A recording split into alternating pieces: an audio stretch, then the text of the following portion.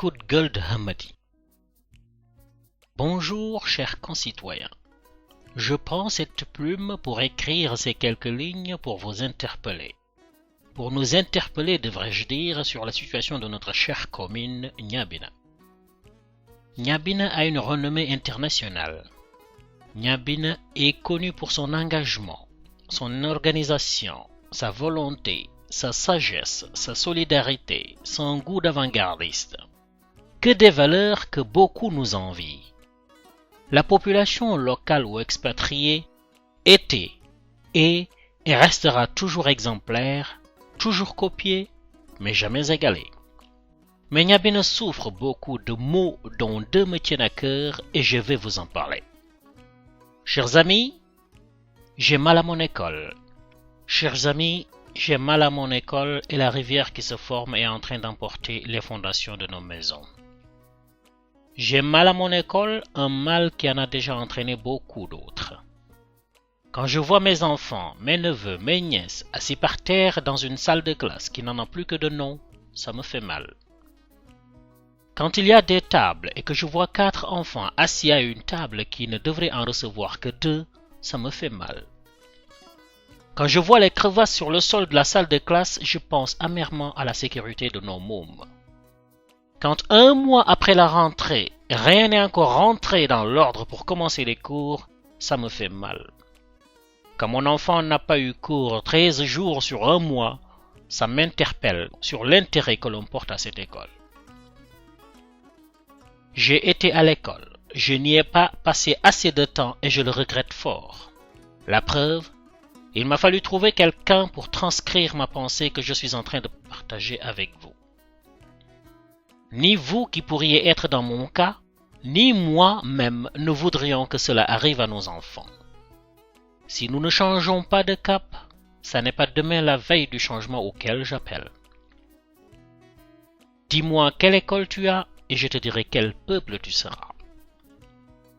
Est-ce l'état de notre école qui démotive les enseignants? Est-ce l'état de notre école et le manque de motivation de nos enseignants qui affectent les élèves? Ou est-ce que tout simplement les parents d'élèves ne s'intéressent pas à ce que font ou ne font pas leurs enfants à l'école? Le fait est que l'école de Niabina ne marche pas. Que l'école de Niabina ne marche pas. Et qu'on se le dise, vous et moi sommes en partie responsables, si ce n'est totalement. Quand je regarde autour de moi, je vois de beaux bâtiments, de très belles bâtisses, habitées ou même pas. Je fais la comparaison avec l'école, j'en conclus que cette école-là est étrangère à cette commune-là. Je me dis que ce ne pourrait être les propriétaires de ces belles maisons qui envoient leurs enfants à cette école. Et pourtant si. L'école apprend à lire, à écrire, mais pas que. L'école, c'est la lecture, c'est l'écriture, mais c'est aussi la géologie, la biologie, la géographie, la médecine, le commerce, la politique, l'économie, les métiers de mécanique, d'électricité, d'agriculture, de génie civil, de chimie, d'industrie. L'école, c'est apprendre, comprendre et maîtriser son environnement et ainsi l'améliorer. L'école, ça n'est pas qu'une garderie d'enfants. Nos chers enfants méritent une école où les enseignants guident, les élèves apprennent avec le respect que l'on nous connaît, et les parents surveillent et veillent à ce que les conditions soient optimales pour que le cours soit dispensé. Je note un laxisme criant des enseignants. Je remarque que les parents d'élèves ne jouent pas pleinement leur rôle d'alerte. Je me désole d'une population de Niabina, du Fouta ou d'ailleurs, qui manque de vigilance dans la surveillance de son école, dans l'assiduité de ses élèves ainsi que de ses enseignants. Messieurs le maire, les députés, les parents d'élèves, les enseignants, les expatriés, notre école se meurt, notre école se meurt, notre école se meurt. Le ravin nous emporte. Voir le ravin emporter les fondations de nos habitations est un spectacle désolant.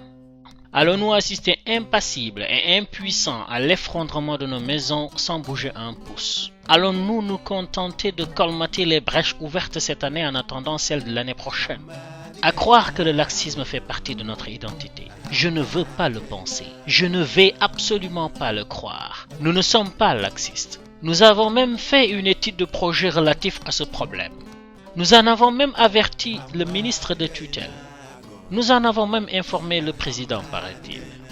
Une étude de projet n'est pas un projet. À ce stade, seuls les chargés de l'étude ont travaillé. Un projet, c'est l'étude, après l'expression du besoin.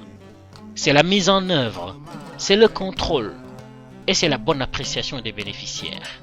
Un projet, c'est un début, un suivi et une fin. Projet ou pas, le ravin, lui, tout doucement, très sûrement et très inexorablement continue d'emporter les fondations de nos villas et d'effriter notre fierté. À chaque hivernage, des bouts de jardin, des pans de murs hauts deviennent de vulgaires sédiments qui rejoignent le plat lit de cette rivière, j'allais dire de cette maudite rivière. Nous ne sommes peut-être pas laxistes, mais force est de reconnaître que nous manquons dangereusement de rigueur. Chers amis, il est temps de se ressaisir. Je vous remercie.